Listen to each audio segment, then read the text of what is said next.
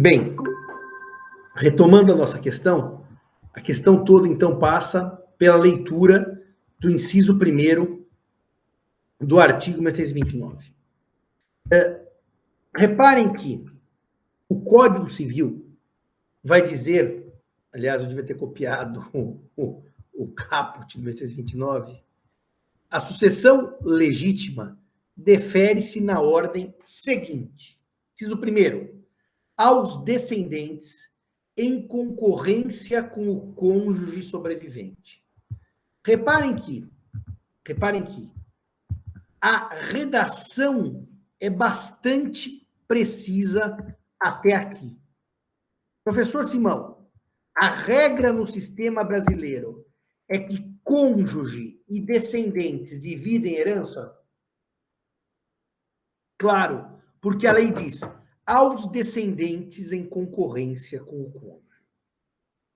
Quando a lei diz, na sequência, salvo, ela vai começar a trabalhar as exceções. Então, vamos devagar aqui, que a doutrina fez críticas justas e muitas injustas a esse dispositivo. Mas uma crítica injusta é que a lei não foi clara quando o cônjuge concorre com os ascendentes. Não, eu diria que a lei foi clara. Ele concorre como regra. Tanto que a palavra salvo indica que o cônjuge não concorrerá, e agora o companheiro, por força da decisão do Supremo, não concorrerá com os descendentes em situações de exceção.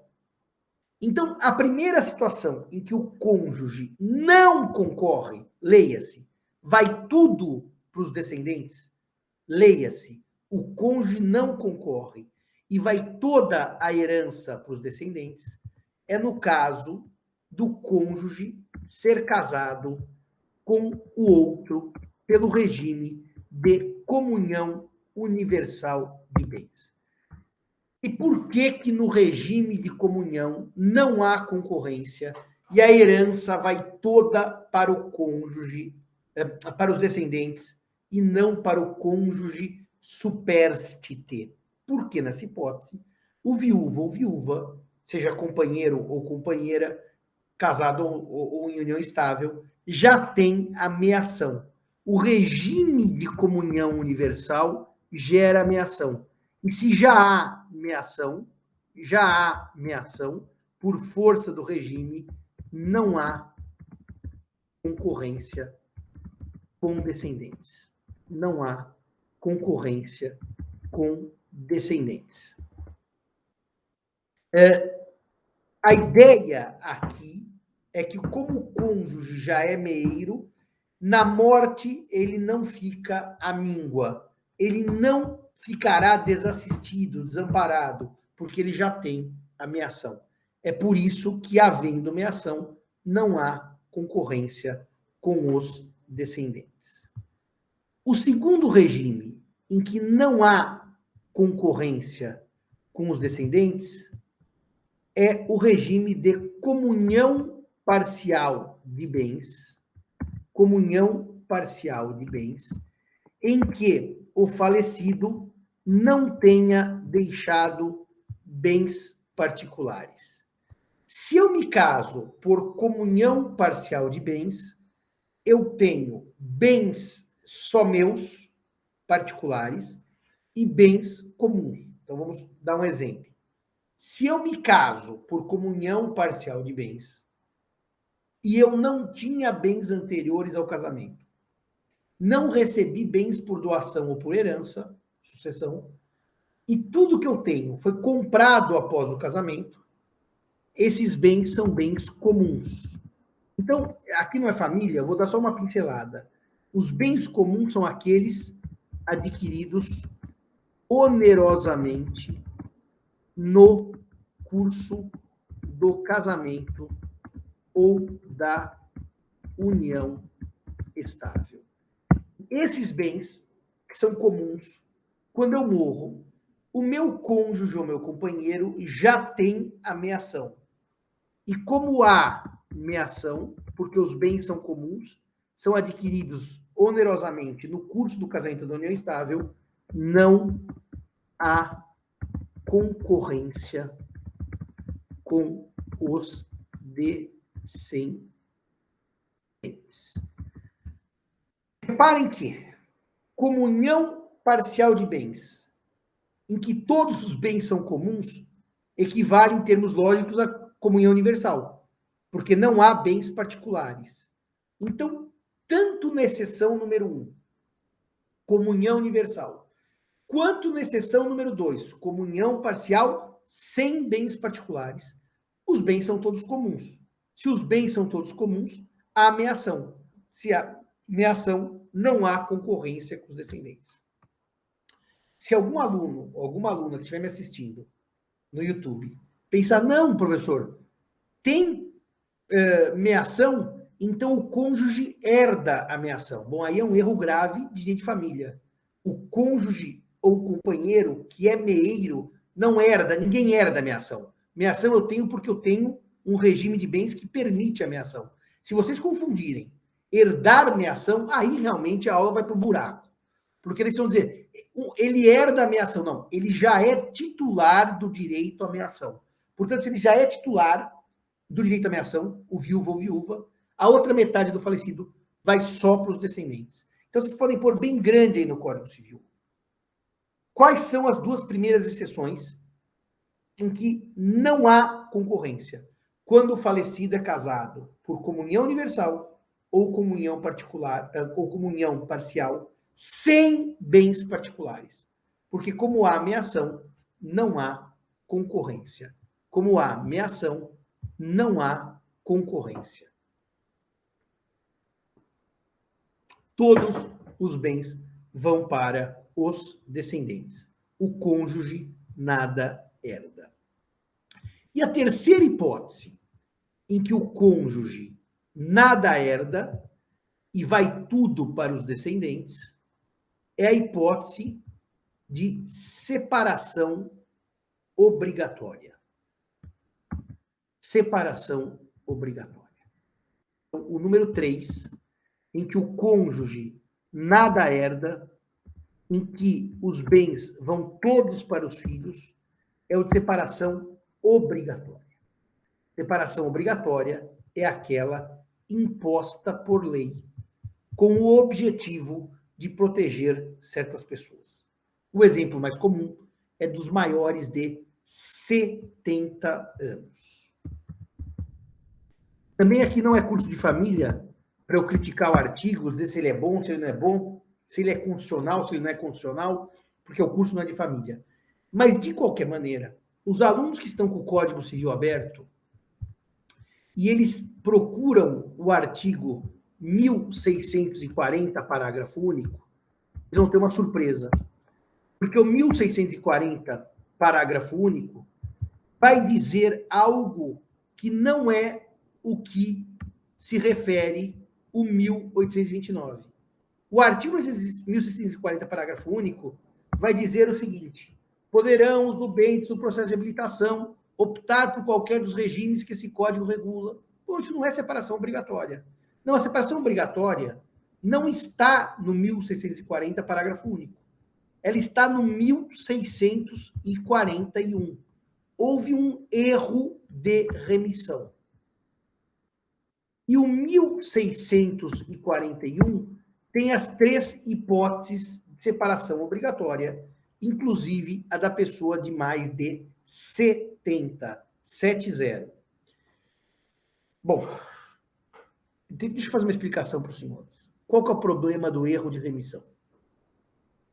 Onde é que estava a separação obrigatória no Código de 16? No finado Código Civil. Eu quero mostrar uma coisa também que poucos professores ensinam isso para vocês. O artigo 258 do Código de 16, ele dizia o seguinte: não havendo convenção ou sendo nula, deixa eu pôr ele aí no chat para vocês, porque é importante que vocês entendam por que houve esse erro de remissão, sabe? Esse erro de remissão tem a ver com a estrutura do Código de 16.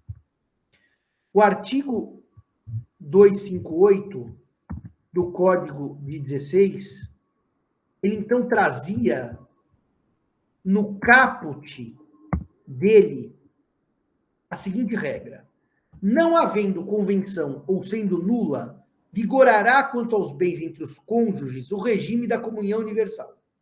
Parágrafo único. É, porém, obrigatório o da separação de bens. Reparem que a separação obrigatória, vocês são meus assistentes, isso nenhum professor fala. A separação obrigatória era um parágrafo único abaixo do regime legal ou supletivo que a ausência de pacto geraria. Se vocês repararem, o 1640, ele traz uma regra no 1640 que é exatamente a do caput do 258 com o regime da comunhão parcial. O 1640, no projeto, ele tinha lá atrás um parágrafo de separação obrigatória. Lá atrás, que de repente virou o artigo 1641. Tiraram a separação obrigatória do parágrafo único que vinha embaixo do 1640. Por quê? Porque se entendeu que, por técnica legislativa, era melhor deixar um artigo próprio para separação obrigatória. E o resultado disso é que Torquato Castro, que fez o livro das sucessões, mencionava a separação obrigatória como parágrafo único do artigo da regra geral do regime supletório ou supletivo. E não conversou com o livro de família, que tirou o parágrafo único e criou uma norma própria para a separação obrigatória. Então, no fundo, esse artigo 1829 tem um erro de remissão, porque a separação obrigatória, vírgula, que não gera concorrência, vírgula, que afasta a concorrência, a separação obrigatória, que deixa tudo para os descendentes e nada para o cônjuge, historicamente era um parágrafo único abaixo do regime supletivo, como era no Código de 16. Só que no Código de 2002, este regime obrigatório se autonomizou, ganhou artigo próprio, que é o 641. Então, queridos amigos, queridas amigas, esse erro de remissão não implica nada a não ser um erro de remissão, pelo qual a gente conclui que, se o regime for de separação obrigatória, troquem 1640 parágrafo para 1641. O cônjuge não concorre com os descendentes. Os bens vão todos para os descendentes e nada para o cônjuge. O espírito da norma aqui era evitar que alguém casado por separação obrigatória tivesse sucesso no chamado golpe do baú, mortis causa. Eu quero dizer o que pensou o legislador em 2002, quer dizer, nos anos 70, quando fizeram o código, o projeto. Se eu me caso por separação obrigatória, a lei não quer que eu tenha meação. Ela quer uma separação total de bens. Eu também não vou entrar aqui no debate sobre a súmula 377, não é esse o objetivo. Ela quer que o que é meu, o que é dela, ou dele é dele. Se eu admitir uma concorrência sucessória, eu morro, os meus filhos herdam, concorrem com ela entra no patrimônio, o que a lei quis evitar por separação obrigatória dá certo após a minha morte. Seria um golpe patrimonial mortis causa. Portanto, o que o Código faz no artigo 1829, neste pedaço da separação obrigatória, é evitar uma concorrência, porque ele evitou uma comunhão em vida. E se ele evitou uma comunhão em vida, ele quer evitar uma concorrência no caso de morte. Então, agora eu vou fazer um resumo do inciso 1º do 1829. Vamos começar com a regra. A regra é que cônjuge, e eu já vou pôr companheiro por força do Supremo, cônjuge e companheiro concorrem com descendentes. Concorrem com descendentes. Vamos lá para a exceção. Quais são as 3 exceções que cônjuge e companheiro não concorrem com os descendentes? 3 exceções. Não concorrem. Vamos pôr assim, tudo para os descendentes. Por favor, não me coloquem meação como herança, que isso é um erro grave. Tudo para os descendentes. Então, vamos lá. 3.1. Se o regime é de comunhão universal. 3.2. Se o regime é de comunhão parcial, sem bens particulares. E 3.3. Se o regime é de separação obrigatória, artigo 1641 do Código Civil. 1641 do Código Civil. Qual é a razão de ser da regra? Razão de ser. Nos casos que eu chamei de 3.1 e 3.2, leia-se comunhão universal ou comunhão parcial sem bens particulares, a razão de ser da regra é assistencial. Como o cônjuge já é meiro,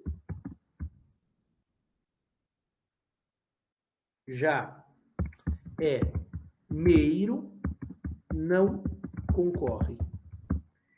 Essa é a razão de ser da não concorrência nos casos 3.1 e 3.2.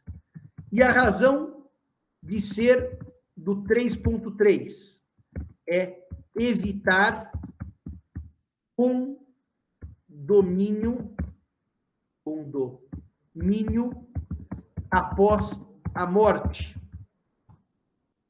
já que a separação é obrigatória.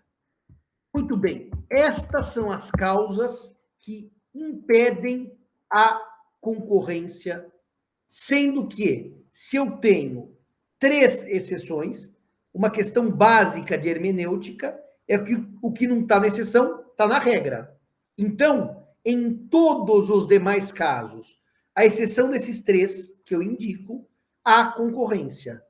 Há concorrência e o código não precisava explicar os demais casos, porque a lei, trazendo exceções, os demais se enquadram na regra. Agora, por uma questão didática, eu vou mostrar para vocês que os casos não abarcados pela exceção, ou pelas 3 exceções, são os seguintes. Então, concorrência. 3.1.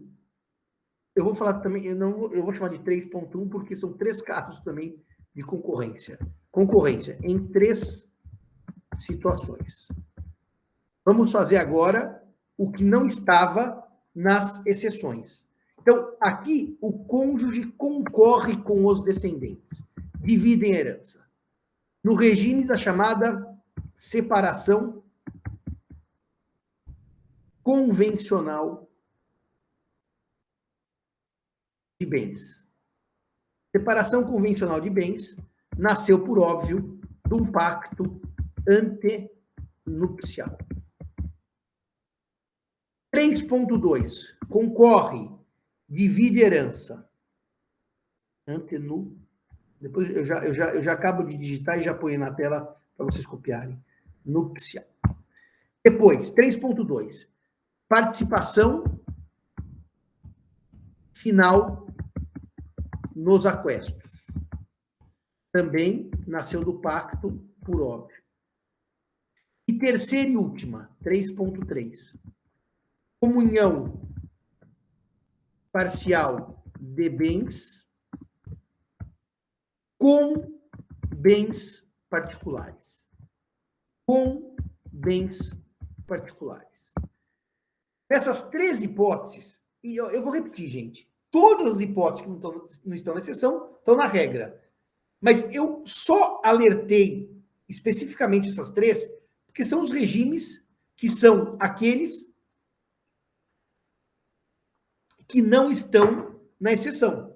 Separação convencional, participação final nos aquestos e comunhão parcial de bens com bens particulares. Reparem que, nestas situações, vamos começar pela separação convencional. Eu me caso e escolho um regime de separação convencional. O que é meu, o que é dela ou dele é dela ou dele. Nesta hipótese, lembrem-se que a regra assistencial do passado era do usufruto. Usufruto vidual da quarta parte. Artigo 1611 do Código Civil de 16, e parágrafo 1º, e artigo 2º da Lei 8971/94, com relação aos companheiros. O que a lei fez? Na separação convencional, há um risco de, na minha morte, o meu cônjuge ficar à míngua. Então, como ele não é meeiro, ele concorre com os descendentes. Então, aqui, ó, não há meação. Vou falar do 3.1, porque nós escolhemos a separação obrigatória, a separação convencional, não há meação, logo há concorrência com descendentes. Não Professor, há meação, logo há concorrência com os descendentes. Sim. Posso fazer uma pergunta? Claro. É porque o número de regime de bens seria, em tese, infinito, né? As partes podem escolher o regime de bens. E se para alguns bens as partes escolhem que vai ser separação total, em outros vai ser comunhão parcial, por exemplo, então vai comunicar. Nesse caso, a gente parte para a regra por exemplo, com relação aos bens que são particulares, vai ter concorrência, e com os que são comuns não vai ter, porque não vai dar, vai ser assim? Eu só vou acabar de um minutinho responder exatamente, acabar essa lógica aqui, você vai ver que vai fechar com a sua pergunta. Eu falei assim, Bruna, o que eu vou explicar que concorre não são os únicos, porque na regra concorre, eu só vou explicar o que são usuais. Então eu vou terminar aqui, você vai ver que a resposta virá. Agora, repare um detalhe. Na comunhão parcial de bens,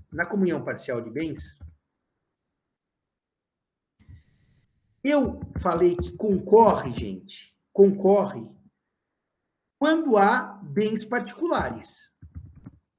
Então, vamos fazer uma lógica aqui para começar a responder a pergunta da Bruna. Se eu me caso por comunhão parcial, Bruna, eu posso ter uma casa que antecede ao casamento, que é só minha, porque na comunhão parcial os bens anteriores não se comunicam, e um carro que eu comprei já casado. Se eu comprei, meu cônjuge já tem a meação. Então, repare um detalhe. Eu posso ter uma situação que o falecido deixa, Bruna, casado por comunhão parcial, bens particulares e bens comuns. Aliás, é muito comum que isso aconteça. Só para dar um exemplo, tá? Eu me caso por comunhão parcial. Eu compro um carro, é dos dois. Mas se meu pai morre e eu herdo uma casa, é só minha. Então é comum o falecido deixar bens comuns e bens particulares. E aqui vem a resposta para começar a responder a sua pergunta. Na comunhão parcial, a concorrência só se dá quanto aos bens particulares. Por quê, Bruna? Porque se eu já tenho meação nos bens comuns, não faz sentido eu ter concorrência. Onde há meação, não há concorrência. Então vamos dar meu exemplo aqui. Eu tenho uma casa antes de eu me casar, bem particular. Eu me caso e compro um carro, bem comum. Eu morro. A minha esposa já é meeira do carro, porque eu comprei casado. A outra metade, que era minha, vai para os meus filhos. A casa que eu já tinha antes do casamento, a minha esposa não é meeira. Como ela não é meeira, ela é herdeira em concorrência com os meus filhos. Ficou claro isso, Bruna? Porque quando já há meação, não há concorrência. Da mesma forma, Bruna, na participação final nos aquestos. Se os bens são comuns, não há concorrência. Por que não há? Porque o cônjuge já é meeiro nesse regime. Os bens particulares, ele não é meeiro, logo ele concorre.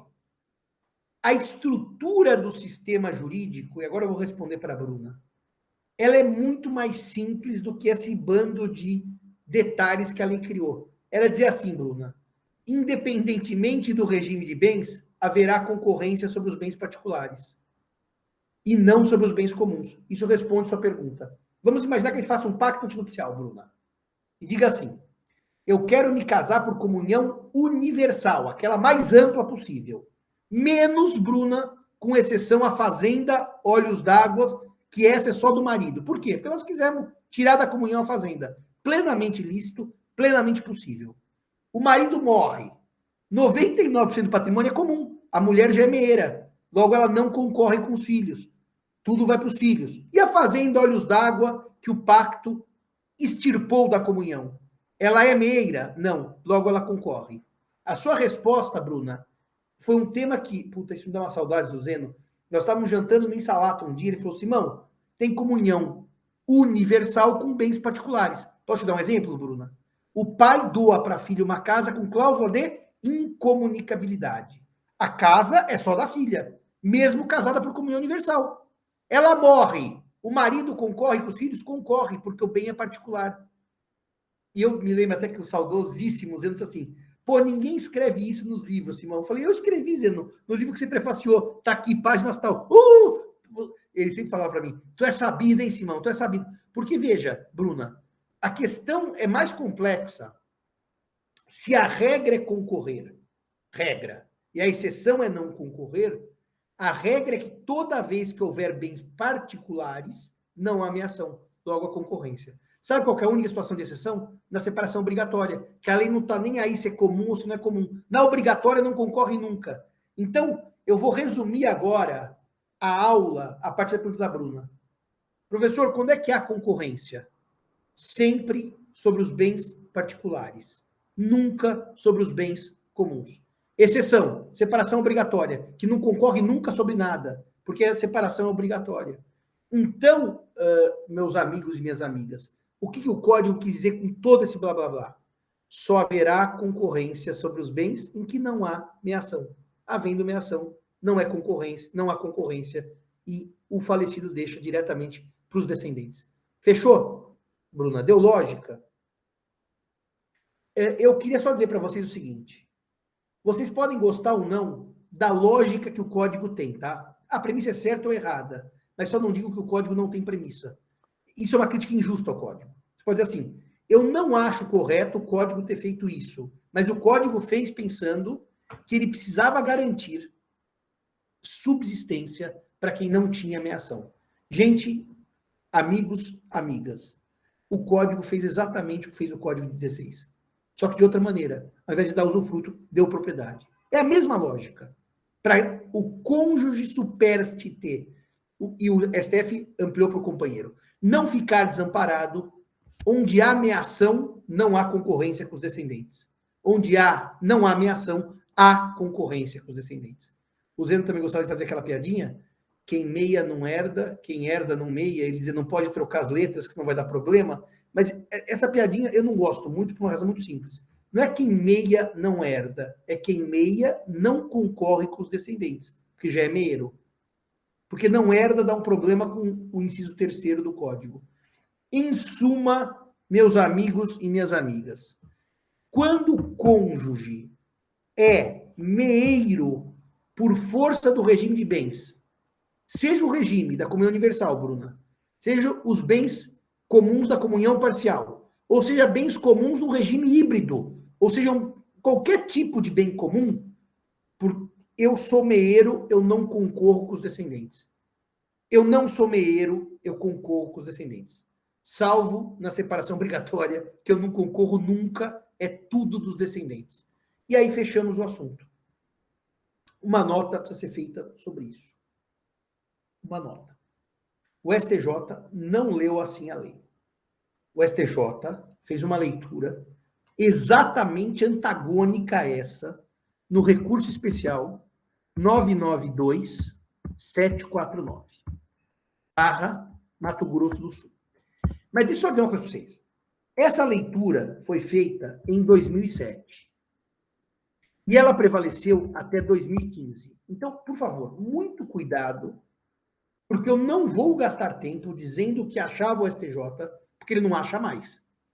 Então, eu não vou agora explicar um problema histórico de um erro do STJ, se isso foi superado pela jurisprudência de 2015, que diz exatamente o que eu disse, ou seja, exatamente o que está na lei. Eu só estou atentando vocês, por quê? Porque se vocês lerem jurisprudência do STJ mais antiga, vão dizer assim, o que o Simão diz, o STJ diz o contrário. Então agora eu vou repetir.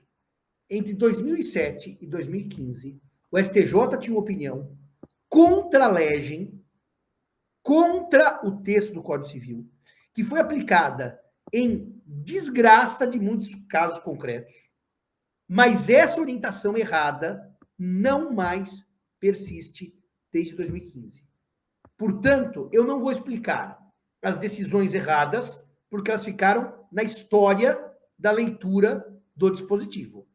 Mas vou avisá-los que os alunos menos atentos, que nas suas pesquisas acadêmicas, na prática da advocacia, ou para auxiliar magistrados, começarem a levantar julgados que digam diferentemente do que eu disse, não é que o Simão errou, é que o STJ solapou essas decisões em 2015 e hoje ele diz exatamente o que eu dei em sala de aula para vocês.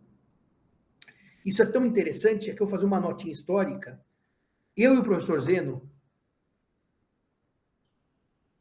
quando houve esse erro grosseiro, nesse recurso especial 992-749, um erro grosseiro do STJ, um erro que não merece grandes ilações, porque é um erro grosseiro do STJ, eu e o professor Zeno falamos mal dessa decisão pelo Brasil afora, e muitas vezes.